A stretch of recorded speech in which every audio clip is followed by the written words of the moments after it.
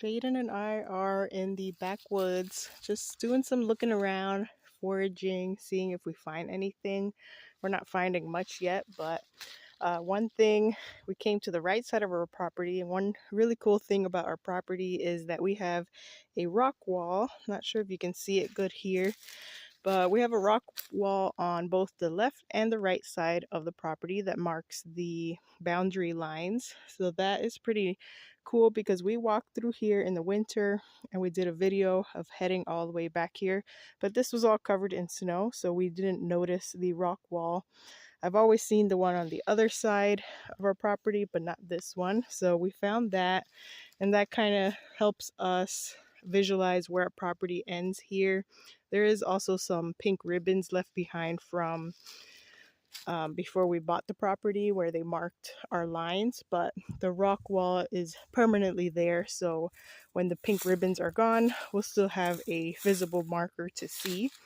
So we're just browsing around. We have about 9 acres of woods back here, just checking out some areas that we have not looked for or looked in through this winter. Now that it's springtime and everything's coming back to life, it's pretty cool to see it in a new light. So that is what we're doing, just kind of browsing around. I found so far a wild elderberry growing, and I keep finding these little plants that look like wild strawberries, and some of them even have flowers, so that'll be interesting to see. And then I'm trying to see if we have wild blueberries back here. We're trying to look for mushrooms, like culinary or edible mushrooms, and just any other type of medicinal plants and natural things that we can find that we can incorporate and save to use in our household or for cooking.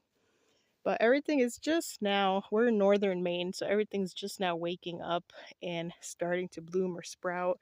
The maple trees are putting out their buds, so we're um, able to visualize how many maple trees we have back here as well. Once they grow all of their leaves and we're able to really identify what kind of maple we have here, we're going to mark our trees because I'd like to tap trees one year with the kids and try to make our own little tiny batch of syrup. So we have to mark all our trees because later on in the fall, when everything falls off, it's kind of hard for us to identify them. So while they still have leaves, we're going to get that done as well and try to continue studying what other natural native plants and trees we have back